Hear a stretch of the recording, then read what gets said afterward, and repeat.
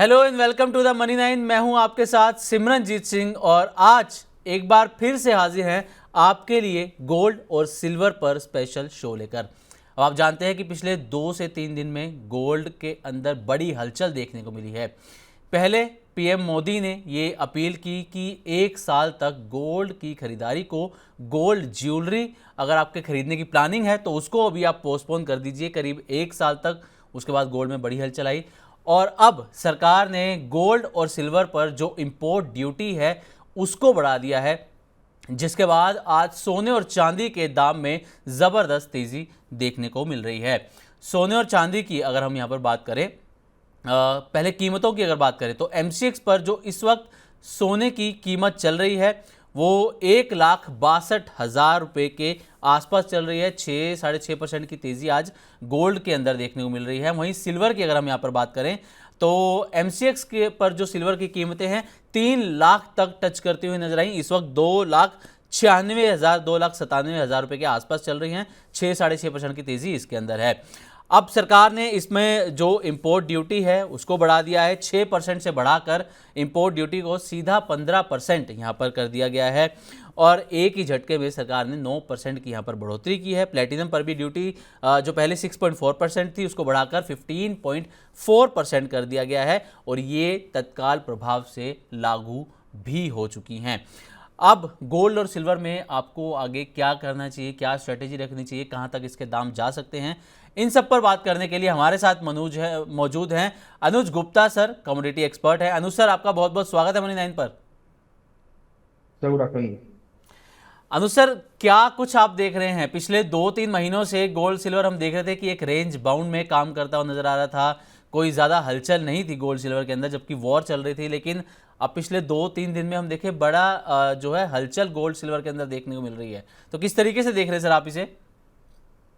देखिए, अभी हमने देखा कि प्रधानमंत्री मोदी जी ने जो राष्ट्र को संबोधित किया तेलंगाना के वहां से, तो उन्होंने बोला कि गोल्ड जो है आप कम परचेज करें। गोल्ड बेसिकली गोल्ड ज्वेलरी के ऊपर उन्होंने बोला कि गोल्ड ज्वेलरी आप 1 साल तक के लिए पोस्टपोन करें, क्योंकि फॉरेक्स रिजर्व की रिक्वायरमेंट बहुत ज्यादा बढ़ती हुई दिख रही है।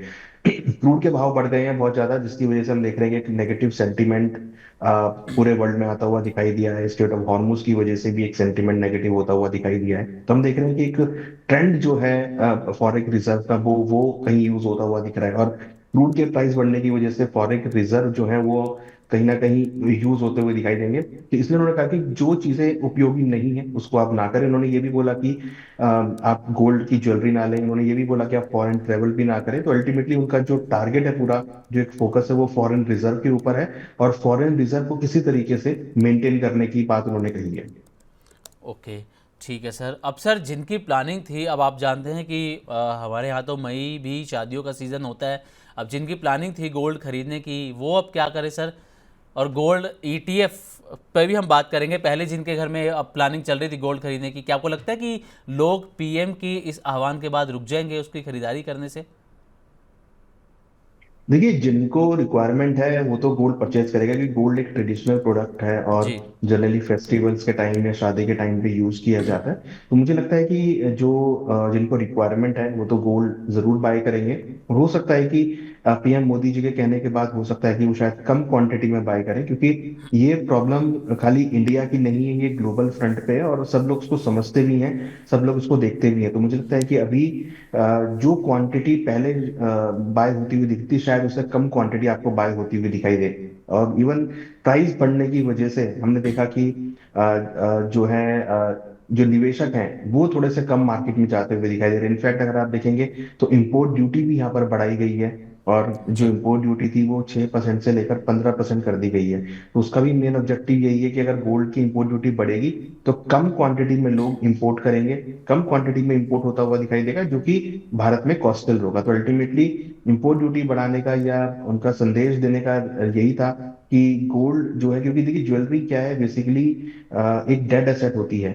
और डेड एसेट मतलब कि उसको लॉग लेकर इन्वेस्टर लॉकर में रख देते हैं, तो वो मनी फ्लो में यूज नहीं हो पाता। बट अगर आप दूसरा प्रोडक्ट लेते हैं, चाहे ईटीएफ लें, चाहे आप गोल्ड बार लें जिसको आप इन्वेस्टमेंट के लिए लेते हैं, तो उसको आप वहां पे चर नहीं कर सकते। तो अल्टीमेटली जो गोल्ड ज्वेलरी है वो एक डेड एसेट के तौर पे है, और कहीं ना कहीं उससे फॉरेन रिजर्व जो है वो एक वो भी डेड एसेट की तरह अटक जाता है बीच में, तो वो मनी फ्लो में नहीं आ पाता है। तो बेसिकली इस टाइम पे रिक्वायरमेंट है कि क्योंकि क्रूड के प्राइस कंटिन्यूस बढ़ रहे हैं और एक अनसर्टेनिटी का माहौल यहाँ पे क्रिएट होता हुआ दिख रहा है, तो इसलिए लग रहा है कि क्रूड की बाइंग के लिए, क्रूड के प्राइसेस के लिए, और जिस तरीके से क्रूड की एक अनसर्टेनिटी का माहौल अभी भी क्रिएट है ईरान और यूएस के बीच में, हो सकता है कि आगे भी क्रूड के भाव बढ़ते हुए नजर आए। तो उसको कंट्रोल करने के लिए, उसको मैनेज करने के लिए, जो भी यूज चीज नहीं है, जो आपको उपयोगी नहीं लगती है, उसको ना खरीदें। क्योंकि अगर आप गोल्ड ज्वेलरी परचेज कर लेंगे खाली ऐसे रखने के लिए पर्सपेक्टिव से, तो वो कहीं ना कहीं फॉरेन रिजर्व को यूज करता है।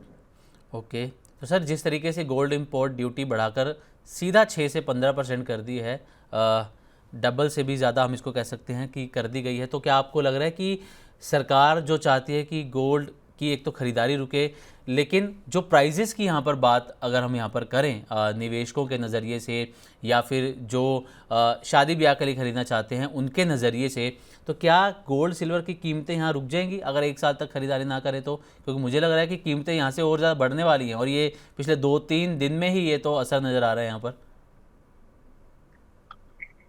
देखिए, ऐसा नहीं है कि प्राइस की कीमतें यहाँ पे रुक जाएंगी। देखिए, कीमतें जो है वो आपको बढ़ती हुई भी दिखाई देंगी, क्योंकि खाली एक इंपोर्ट रोकने से ही खाली चीजें नहीं जी। होती हैं। इंपोर्ट ड्यूटी बढ़ाने से बहुत सारे फंडामेंटल फैक्टर्स हैं जो यहाँ पे काम करते हैं, और हमने देखा है कि कहीं ना कहीं उसकी वजह से जो एक मोमेंटम होता है वो कहीं ना कहीं ब्लॉक होता हुआ दिखाई देता है। हमने देखा है कि यूएस के डेटा आने की वजह से काफी इम्पैक्ट होती है, डॉलर में वीकनेस होता है, उससे जी। मोमेंटम होता है, करेंसी वीक होती है, उससे अलग जो है मोमेंटम देखने को मिलता है। तो बहुत सारे ऐसे फैक्टर हैं जो यहाँ पर देखे जाते हैं। तो खाली इंपोर्ट ड्यूटी बढ़ाना से हो सकता है कि इंडियन पर्सपेक्टिव से आपको जो मीन्स अगर हम बात करें कि इंडियन पर्सपेक्टिव से हो सकता है कि आपको यहाँ पर गोल्ड कम यहाँ पर आता हुआ दिखाई दे, क्योंकि इंडिया सबसे ज्यादा गोल्ड इंपोर्ट करता है। अगर आप डेटा की बात करेंगे तो 1500 किलो के आसपास इंडिया प्रोड्यूस करता है गोल्ड, बट उसके साथ साथ अगर आप देखेंगे तो कहीं ना कहीं 700 800 टन की जो डिमांड है वो गोल्ड की डिमांड है। तो ये जो बीच में गैप है, ये कहीं ना कहीं जो है फॉरेन रिजर्व को यूज करता है। तो उससे इतना बड़ी क्वांटिटी में, ऑलमोस्ट आप देखिए 6 ट्रिलियन के आसपास का जो फॉरेन रिजर्व है हम गोल्ड के लिए यूज करते हैं। तो कहीं ना कहीं बहुत बड़ा अमाउंट है जो फॉरेन रिजर्व में यूज होता है, और उसको कंट्रोल करने के लिए, उसको बचाने के लिए मोदी जी ने यहाँ पर कहा है कि आप गोल्ड को एक साल के लिए एटलीस्ट आप ना खरीदें, जी। जिससे कि जो फॉरेन रिजर्व बचेगा उसको हम क्रूड को इंपोर्ट करने में ये लगा सकें, गैस को इंपोर्ट करने में लगा सके। क्योंकि ऐसा लगता है कि जो अनसर्टेनिटी अभी तक बनी हुई है उससे क्रूड के भाव और बढ़ सकते हैं। तो कहीं ऐसा ना हो कि क्रूड की स्कार्सिटी हो जाए। तो उस क्रूड की स्कार्सिटी को बचाने के लिए जो फॉरेन रिजर्व आपका गोल्ड से बचेगा उसको वहां पर हम यूज कर सकते हैं, जिससे कि हम क्रूड को हाईयर रेट पर भी इंपोर्ट कर पाएंगे। ओके, तो सर यहाँ पर हम अगर देखें तो क्या आपको लगता है कि गोल्ड ज्वेलरी ना खरीद कर अब लोग गोल्ड ईटीएफ्स की तरफ, डिजिटल गोल्ड की तरफ ज़्यादा अट्रैक्ट हो सकते हैं यहाँ से? क्या अब ईटीएफ्स जो हैं वो ज़्यादा अट्रैक्टिव यहाँ से बन सकते हैं? हालांकि ट्रेंड हम जो देखते रहे हैं पिछले 1.5 2 2.5 साल में, गोल्ड ईटीएफ में अच्छा इन्फ्लो रहा है, तो क्या यहाँ से अब वो और ज़्यादा अट्रैक्टिव बन सकते हैं अगले एक साल के लिए? देखिए, गोल्ड ईटीएफ लेने का मतलब ये है कि आप मनी फ्लो के अंडर में हैं। क्योंकि आप अगर आप गोल्ड ईटीएफ परचेज करेंगे तो उसको बेचेंगे भी, आप उसको आप लॉकर में नहीं रखेंगे, एटलीस्ट तो जी। आपके डीमैट में रखा रहेगा। तो आप उसको कभी ना कभी बेचेंगे भी, हो सकता है आपको 1 महीने में, 2 महीने में, 3 महीने में आप उसको बेचें। तो वो एक मनी फ्लो का आपका पूरा एक जो प्रोसेस है वो आपका चालू रहेगा। तो उसमें जो फॉरेन रिजर्व का आना जाना लगा रहेगा, तो उससे वो मनी ब्लॉक नहीं होगा। जबकि ज्वेलरी से जनरली मनी ब्लॉक होता है, क्योंकि वो ज्वेलरी लेने के बाद आप लॉकर में रखते हैं। ईटीएफ का डिमांड बढ़ा है पिछले 2 सालों में, और लगता है कि आगे भी ईटीएफ का डिमांड बढ़ेगा। तो उससे कहीं ना कहीं लोग अब हो सकता है फिजिकल गोल्ड ना लेके, गोल्ड ज्वेलरी ना लेके ईटीएफ की तरफ जाना चालू कर दें, जिससे कि कहीं ना कहीं एक ओवरऑल जो डिमांड है वो यहाँ पर बढ़ती हुई नजर आएगी। तो उससे हम देखेंगे फॉरेन रिजर्व भी चालू रहेगा, और लोग इजीली इन्वेस्टमेंट भी कर पाएंगे। तो गोल्ड ईटीएफ का जो इंटरेस्ट है वो पिछले 2 सालों में काफी बढ़ा है, और हमें लगता है कि आगे भी वो इंटरेस्ट बढ़ता हुआ नजर आएगा। ओके, और सर जो लोग ईटीएफ में अभी सिप के ज़रिए अपना पैसा डाल रहे हैं, तो आपको लगता है कि उन्हें इस वक्त पॉज करने की ज़रूरत है, अब वैल्यूएशंस देखने की ज़रूरत है, या उसको जारी रख सकते हैं? देखिए, जारी रखना चाहिए, क्योंकि ईटीएफ आप एक लॉन्ग टर्म पर्सपेक्टिव से लेते हैं, उसमें कोई शॉर्ट टर्म का नहीं होता है। ईटीएफ आप एसआईपी के थ्रू भी लेते हैं, और मेरा तो मानना है कि अगर आप ईटीएफ कर रहे हैं तो करीबन 3 से 5 साल तो आप मिनिमम रखिए, जी। और ऊपर में मैक्सिमम आप 10 साल भी रख सकते हैं। तो ईटीएफ में तो ईटीएफ अगर आप ले रहे हैं और आपने एसआईपी कराई हुई है, इट मीन्स कि अगर कोई डिप भी आता है तो वहां पर आप ऐड कर सकते हैं। मीन्स अगर आप जनवरी से लेकर अभी तक देखें तो गोल्ड ने जनवरी में 1,80,000 का हाई बनाया था, वहां से जी। टूटकर 1,29,000 का लो बनाया, अब वापिस 1,65,000 के आसपास चल रहा है। तो इट मीन्स कि जो जिन्होंने लोअर लेवल पे भी ऐड किया होगा, now they are in the profit. तो इसका मतलब ये है कि अगर आप ईटीएफ ले रहे हैं और अगर आप एसआईपी के थ्रू ले रहे हैं, तो आपको हर एक डिप पे अगर आप बाय करते हैं तो वहां पर आपको एवरेज आउट होकर प्रॉफिट में ट्रेड मिल जाता है। ओके, ठीक है सर। और अगर यहाँ पर कोई फ्रेश एंट्री करना चाह रहा हो सर, आप दोबारा से इस तेज़ी को देखकर, क्योंकि बीच में तो आपने देखा होगा कि इनफ्लो भी कम हो गया ईटीएफ्स के अंदर, गोल्ड और सिल्वर ईटीएफ में, तो अगर कोई फ्रेश एंट्री करना चाहे तो क्या सजेस्ट करेंगे सर? आप इन लेवल्स पर करें या फिर आप दोबारा से थोड़ी सी गिरावट का इंतज़ार करें? देखिए, मुझे लगता है कि जिनको फ्रेश एंट्री करनी है उनको वेट करना चाहिए, क्योंकि इंपोर्ट ड्यूटी बढ़ी है, वो आज भारतीय बाजारों में सेटल हो गई है। उसका इम्पैक्ट आपको देखने को मिलेगा, हो सकता है कि थोड़ी बहुत डिप देखने को मिले, बट ज्यादा गिरावट हम एक्सपेक्ट नहीं कर रहे हैं, क्योंकि लॉन्ग टर्म ट्रेंड इसका पॉजिटिव है। हमने यूएस के डेटा आते हुए देखे हैं, यूएस के डेटा में कल इन्फ्लेशन बहुत बढ़कर आया है, तो उससे लग रहा है कि कहीं ना कहीं हो सकता है कि अगेन गोल्ड को सपोर्ट आता हुआ दिखाई दे। तो शॉर्ट टर्म में जो डिप्स आएंगे वहां पर आप ऐड कर सकते हैं, और अगर आप एसआईपी ले रहे हैं तो आपके लिए मैटर नहीं करता कि किस रेट पर आप ले रहे हैं, आप ले सकते हैं, जो डिप आएगा वहां पर आप ऐड कर सकते हैं। तो जो लोग अभी, देखिए एक चीज यहाँ पर है कि गोल्ड का भाव हमने 1,90,000 तक देखा था, $5600 तक देखा था, अभी गोल्ड का भाव करीबन $4700 के आसपास है।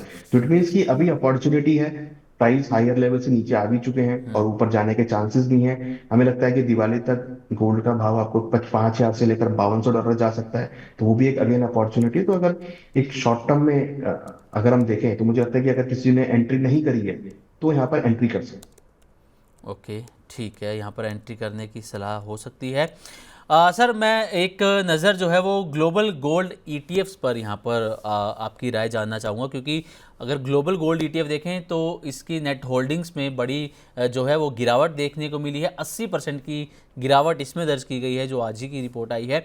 1 जनवरी से लेकर 8 मई तक के डेटा हैं जब ये 80% की गिरावट दर्ज की गई है।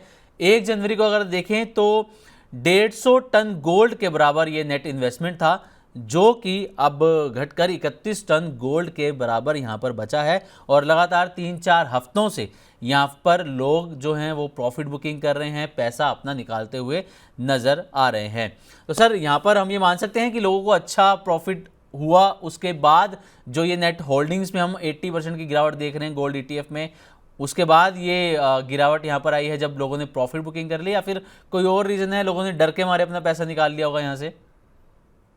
ये दोनों ही चीजें हैं, जिस तरीके से ग्लोबल टेंशन देखने को मिली है, तो लोग जनरली लिक्विड पे बैठने की कोशिश करते हैं कि अपना प्रॉफिट बुक करके आप कैश पर बैठें, जिससे कि कभी अनसर्टेनिटी टाइम पे आप यूज कर सकें। दूसरा ये भी होता है कि ऑलरेडी लोगों ने काफी लोअर लेवल पे खरीदा था। हमने देखा सन 2025 में गोल्ड का भाव करीबन 80% बढ़ गया था, चांदी का भाव करीबन 180% इंक्रीज हुआ था, तो लोगों ने वहां पर प्रॉफिट बुक भी किया है। तो कहीं ना कहीं, क्योंकि देखिए ईटीएफ का ये बहुत बड़ा बेनिफिट है कि जब आप ईटीएफ में पैसा लगाते हैं तो आप उसको बेचते भी हैं। जैसा कि बिल्कुल। हमने ग्लोबल ईटीएफ में देखा है कि उसमें इनफ्लो भी होता है, आउटफ्लो भी होता है, तो मनी सर्कुलेट होती रहती है, जबकि गोल्ड ज्वेलरी के अंदर मनी सर्कुलेट नहीं होती है। तो मुझे लगता है कि गोल्ड ईटीएफ अगर आपने लिया है, आपको प्रॉफिट मिलता है, तो आप प्रॉफिट बुक भी करना चाहिए। तो देखिए सामने ही है बिल्कुल कि अगर किसने ग्लोबल ईटीएफ में पैसा डाला था तो वो प्रॉफिट बुक कर रहे हैं, तो इसमें क्या है कि मनी में फ्लो रहता है, तो आपका फॉरेक्स रिजर्व भी मेंटेन होता है।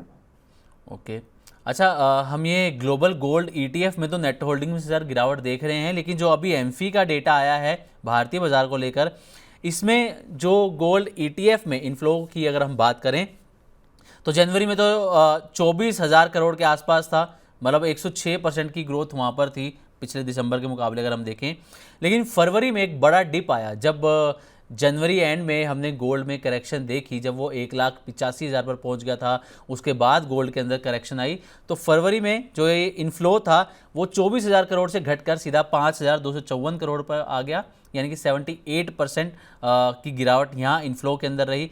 मार्च में ये और घट गया, 2,265 करोड़ रुपये पर आ गया, 56% की गिरावट यहाँ रही।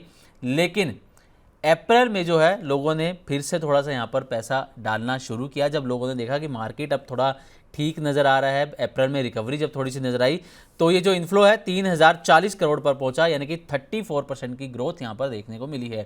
तो सर, इसको देखकर ये अब क्या हम कह सकते हैं कि जो भारतीय निवेशक हैं वो इस चीज़ को समझ चुके हैं कि जब बाजार नीचे आए या फिर जब जब गोल्ड सिल्वर के जहाँ भी वो इन्वेस्टमेंट करते हैं बाजार में, जब वो दाम नीचे आए तो वो पैसा लगाने की सही टेक्निक होगी, यानी कि बाय ऑन डिप जिसे हम कहते हैं। तो लोग भी ये समझ चुके हैं जो एमफी का डेटा बता रहा है। हाँ, देखिए बिल्कुल हमने देखा कि म्यूचुअल फंड में काफी अच्छा डेटा इस बार देखने को मिले हैं एमफी के थ्रू। अगर आप देखेंगे किसी भी फंड के अंदर बहुत अच्छे इन्फ्लोज आते हुए दिखाई दिए थे। गोल्ड ईटीएफ में अच्छे इन्फ्लोज आए, सिल्वर ईटीएफ में अच्छे इन्फ्लोज आते हुए दिखाई दिए। तो इसका मतलब कि जो डिप आए वहां पे लोगों ने जमकर खरीदारी करी है। तो ये शो करता है कि लोगों का जो ट्रेंड है वो यही है कि अगर भाव नीचे आते हैं तो वो ऐड करते हैं। और देखिए ईटीएफ या एसआईपी के थ्रू अगर आप इन्वेस्टमेंट कर रहे हैं तो बहुत अच्छा मैटर है, क्योंकि वहां पर आप जो भी डिप आएगा वहां पर आप ऐड करते हुए नजर आएंगे। तो हमने ये डेटा से भी देख लिया है कि डेटा भी यही शो कर रहा है कि जो गोल्ड सिल्वर की गिरावट आई थी जनवरी के बाद फरवरी और मार्च में, वहां पे लोगों ने जमकर खरीदारी करी। ओके, अब एक सर आपसे राय जो है ज्वेलरी स्टॉक्स पर भी चाहेंगे कि आप सर उस पर बात करें कि जब से पीएम मोदी ने ये कहा कि ज्वेलरी की कम खरीदारी करें, अगले 1 साल तक खरीदारी ना करें गोल्ड ज्वेलरी की, तो उसके बाद से अगर हम देखें यानी कि मंडे, ट्यूसडे और आज वेंसडे, तो आप देखें कि कल्याण के शेयर के अंदर करीब करीब 18% की गिरावट यहाँ पर नजर आई। थंगम ऑयल ये भी 17.5% गिरता हुआ नजर आया। और इसके अलावा अगर हम बात करें सेंको की, तो इसमें 12% की गिरावट रही। टाइटन के अंदर 10.5 पौने 11% की गिरावट यहाँ रही। पीसी ज्वेलर्स 10% तक ये भी यहाँ पर गिरता हुआ जो है वो नज़र आया है। सर ज्वेलरी स्टॉक्स इनका सर क्या होगा, क्योंकि चलिए गोल्ड अगर हम कहें तो लोग ईटीएफ की तरह आ सकते हैं, डिजिटल गोल्ड की तरफ आ सकते हैं, लेकिन जो ये स्टॉक्स में गिरावट आई है कब तक रिकवरी आप इसमें देख रहे हैं सर? देखिए इक्विटी अगर बात करें तो स्टॉक में जो गिरावट आई है ये बिल्कुल डायरेक्ट रिएक्शन था कि जो वहां पर बोला गया कि भाई आप गोल्ड ज्वेलरी 1 साल तक ना परचेस करें। जो डायरेक्ट रिएक्शन हमने उसका स्टॉक मार्केट पे देखा। इवन कुछ हमने देखा कि करेक्शन गोल्ड ज्वेलरी जो फाइनेंस कंपनीज होती हैं वहां पर भी हमने थोड़ी गिरावट आती हुई देखी, गोल्ड लोन की कंपनीज में भी। क्योंकि अगर ज्वेलरी नहीं होगी तो लोग लोन भी नहीं ले पाएंगे। तो एक तरीके से जो स्टेटमेंट था उसका नेगेटिव इम्पैक्ट हमने गोल्ड स्टॉक्स पे आता हुआ देखा। बट देखिए दूसरा इंपॉर्टेंट चीज क्या है कि जो हमारा फॉरेक्स रिजर्व है वो इस टाइम पे इंपॉर्टेंट है, क्योंकि हमें फॉरेक्स रिजर्व चाहिए क्रूड को बाय करने के लिए, गैस को बाय करने के लिए। तो मुझे लगता है कि सरकार ने उसको देखकर स्टेटमेंट दिया। बट हाँ, ये जो इम्पोर्ट ड्यूटी बढ़ी है या फिर ये जो स्टेटमेंट आया है ये थोड़ा सा मुझे लगता है कि अभी फिलहाल टाइम लगेगा आपको जो आपके ज्वेलरी स्टॉक्स हैं वहां पर मोमेंटम आने के लिए। फिलहाल तो थोड़ा सा डाउन ट्रेंड अभी हम देख रहे हैं कि ज्वेलरी स्टॉक्स में। तो देखिए दूसरा भी है कि जो अभी महीने चल रहे हैं मई जून जुलाई, जनरली यहाँ पर एक डिमांड कंसर्न भी यहाँ पे रहता है। तो मुझे लगता है कि फिलहाल शॉर्ट टर्म में थोड़ी गिरावट जो है आपको अभी ज्वेलरी स्टॉक्स में और देखने को मिल सकती है। ओके, ठीक है सर। और सर वैसे हम इसके अलग अलग बात करें, हम सेंट्रल बैंक्स की अगर हम बात करें तो कई देश तो ऐसे हैं जो अपना सोना बेच रहे हैं, जिसमें रशिया, टर्की जैसे देशों का नाम आता है। लेकिन अगर हम इंडिया की बात करें, चाइना की बात करें या और कई देश हैं, वो लगातार जो है गोल्ड जो सेंट्रल बैंक है वो लगातार खरीद रहे हैं सर। तो ये किस तरीके का ट्रेंड है सर कि कई देश बेच रहे हैं, कई खरीद रहे हैं, लगातार अपनी खरीदारी बढ़ा रहे हैं? क्या नज़र आ रहा है सर जो देश बेच रहे हैं? हालांकि रशिया पर 3-4 साल से वॉर चल रहा है तो उसका भी प्रेशर है। टर्की में अपनी करेंसी को लेकर कुछ कुछ वहाँ पर चीज़ें चल रही हैं, वो इसलिए भी बेच रहे हैं। लेकिन भारत का आउटलुक जो है वो पॉजिटिव ही नज़र आ रहा है सर अभी। देखिए गोल्ड अगर आप देखेंगे तो जनरली लिक्विडिटी क्रंच के टाइम पे गोल्ड को बेच के लिक्विडिटी पूरी की जाती है। जो जो कंट्रीज अभी गोल्ड बेच रही हैं उनके वहां पर लिक्विडिटी क्राइसिस है, जी। इसकी वजह से वो गोल्ड बेचकर या गोल्ड को प्लेज करके वॉल्ट में डाल के अपनी लिक्विडिटी को पूरा कर रहे हैं। बट हमारे यहाँ पर अभी ऐसा कोई इशू नहीं है। इंडिया के अंदर एम्पल सप्लाईज है क्रूड की, लिक्विडिटी का कोई क्रंच नहीं है। तो मुझे नहीं लगता कि ऐसा इंडिया की तरफ से कुछ होने वाला है। इंडिया और चाइना जनरली अगर आप देखेंगे तो always they are net buyer in the gold. तो हमने देखा कि चाइना ने भी काफी अच्छी मात्रा में गोल्ड ऐड किया है, इंडिया ने भी काफी अच्छी मात्रा में गोल्ड ऐड किया है, और उससे कहीं ना कहीं जो आपकी एक फॉरेक्स स्ट्रेंथ है वो यहाँ पर इंक्रीज होती हुई दिखती है। तो मुझे लगता है कि बहुत शॉर्ट टर्म के लिए हो सकता है आपको मार्केट के अंदर जो कुछ मिला जुला जो ट्रेंड है वो आपको यहाँ पे देखने को मिलेगा। बट अगर आप ओवरऑल एक मार्केट की बात करते हैं तो लगता है कि लिक्विडिटी बहुत इंपॉर्टेंट है। सेंट्रल बैंक्स इस लाइन में बहुत काम कर रहे हैं। यूएस के डेटा आने की वजह से हमने देखा कि सेंट्रल बैंक का स्टेटमेंट आया कि भाई मॉनेटरी टाइटनिंग हो सकती है, इंटरेस्ट रेट वो कट नहीं करेंगे, इंटरेस्ट रेट इंक्रीज हो सकता है। तो ये कुछ चीजें ऐसी हैं जो कि हमने देखा कि डायरेक्ट इम्पैक्ट डालती हैं गोल्ड के प्राइसेस को लेकर, क्योंकि अगर वो मॉनेटरी टाइटनिंग करते हैं तो गोल्ड के भाव नीचे आ सकते हैं, अगर वो इंटरेस्ट रेट कट करेंगे तो गोल्ड के भाव सपोर्ट ले सकते हैं। ओके। और सर सिल्वर पर आपका नज़रिया जानना चाहूँगा सर। आज तो 3 लाख पहुँच गई, 2.5 लाख के आसपास ही हम देख रहे थे चल रही है, लेकिन आज 3 लाख का भी लेवल टच करती हुई नजर आई। 2,97,000 रुपये के आसपास इस वक्त चल रही है। क्या देख रहे हैं सर, क्या अभी सिल्वर में तेज़ी बाकी है? देखिए, सिल्वर ने जो आज 3 लाख का लेवल टेस्ट किया वो बेसिकली इंपोर्ट ड्यूटी की एडजस्टमेंट है। जो इंपोर्ट ड्यूटी 6% से लेकर 15% की गई है, तो 9% प्राइस जंप हो गए हैं। बट हाँ, हमने ये भी देखा है कि सिल्वर के भाव इंटरनेशनल मार्केट में भी अच्छे खासे मूव होते हुए नजर आए हैं। सिल्वर के भावों में हमने एक अच्छा खासा ट्रेंड बनता हुआ देखा है। सिल्वर के भाव अगर आप देखेंगे तो ऑलमोस्ट $88 के आसपास ट्रेड हुए हैं, पिछले कुछ दिनों में अच्छी खासी मोमेंटम रही है। तो हमें लगता है कि सिल्वर के भावों में आपको आगे और तेजी देखी जा सकती है, और ऊपर में लग रहा है कि कहीं ना कहीं भाव अगेन 3 लाख 3,10,000 तक के लेवल दिखा सकते ओके, 3 लाख 10 हज़ार के आसपास सिल्वर जो है हैं। जी। जाती हुई नज़र आ सकती है। और सर गोल्ड पर क्या आउटलुक रहेगा आपका, अगर दिवाली तक हम मान के चलें या फिर 2026 के एंड तक, क्या आउटलुक है सर? कहाँ तक कीमतें गोल्ड की जाती हुई नज़र आ रही हैं आपको? देखिए, गोल्ड हमें लगता है कि वापस 5,000 से लेकर $5,200 दिवाली तक दिखा सकता है। हालांकि आज अगर आप देखेंगे तो गोल्ड के भाव में हमने एक अच्छा खासा मोमेंटम देखा है। गोल्ड के भाव आज 1,64,000 के आसपास है। मुझे लगता है कि 1,70,000 से लेकर 1,75,000 तक के लेवल आपको गोल्ड में दिवाली तक देखने को मिल सकते हैं। ओके, 1,70,000 से 1,75,000 तक दिवाली तक गोल्ड के लेवल्स जो हैं वो यहाँ पर देखने को मिल सकते हैं। अब सर जाते जाते एक और सवाल आपसे यहाँ पर पूछना चाहूँगा, जो कि हमारे इन्वेस्टर्स हमेशा से जानना चाह रहे हैं कि पोर्टफोलियो है, अब उसके अंदर जो ये हालात चल रहे हैं, जियोपॉलिटिकल टेंशन्स जो चल रही हैं, और उसका जो अब इम्पैक्ट भारत में नज़र आने लगा है, पीएम ने भी अपील जो की है, इसके बाद पोर्टफोलियो के अंदर गोल्ड और सिल्वर का जो एलोकेशन है या आइडल एलोकेशन उसका कितना होना चाहिए सर? क्या उसमें कुछ कमी करनी चाहिए या बढ़ाना चाहिए, या फिर जो पहले था स्टेबल वही रखें? देखिए, एलोकेशन तो मुझे लगता है कि स्टेबल रहना चाहिए। 15 से 20% अपने पोर्टफोलियो में आप गोल्ड को रखें, क्योंकि जिस तरीके का अनसर्टिनिटी बनी हुई है, लगता है कि गोल्ड के भावों में अगेन आपको सपोर्ट आता हुआ दिखाई देगा। तो मुझे लगता है कि 15 से 20% का एलोकेशन आपको पोर्टफोलियो में गोल्ड सिल्वर में रखना चाहिए। ठीक है, 15 से 20%। सर सिल्वर और गोल्ड में एक चीज़ और जानना चाहूँगा, जाते जाते एक आखिरी सवाल आपसे लूँगा।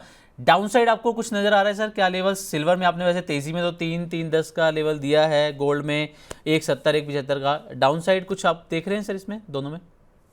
देखिए, नहीं मुझे लगता है कि ज्यादा बड़ी कोई डाउनसाइड देखने को मिलेगी। हालांकि इंपोर्ट ड्यूटी की वजह से आज प्राइस इंक्रीज हुए हैं, वो सेटलमेंट हो सकती है। बट मुझे लगता है कि कहीं ना कहीं वो चांदी में $80 एक अच्छा सपोर्ट बना लिया है, और गोल्ड में करीबन $4,500 अच्छा सपोर्ट बना लिया है, स्ट्रॉन्ग सपोर्ट। ये लेवल जो है अगर मेंटेन रहते हैं तो फिर आपको बाउंस बैक देखने को मिल सकता है। ओके, ठीक है। चलिए अनुज सर, बहुत बहुत शुक्रिया। आज समय का थोड़ा सा अभाव था आपके पास जी। भी, तो फिर भी आपने समय निकाला मनी नाइन और मनी नाइन के व्यूअर्स के लिए। बहुत बहुत शुक्रिया sir. Thank you very much. चलिए, तो ये थे अनुज गुप्ता सर, जिनके साथ हमने बातचीत की यहाँ पर जो भी गोल्ड सिल्वर में चल रहा है, जो आज हम कहें कि जो ज़बरदस्त तेज़ी गोल्ड सिल्वर के अंदर देखने को मिल रही है। अगर आपके पास आपके पोर्टफोलियो में गोल्ड सिल्वर ईटीएफ्स हैं तो आप पोर्टफोलियो देखिएगा, आपको शानदार तेज़ी उसके अंदर नज़र आ रही होगी। हरे हरे निशान आपको, हरियाली अपने पोर्टफोलियो के अंदर एटलीस्ट कमोडिटीज़ के अंदर तो यहाँ पर नज़र आ रही होगी। तो आज के लिए बस इतना ही, हमें दीजिए इजाज़त, तब तक के लिए नमस्कार।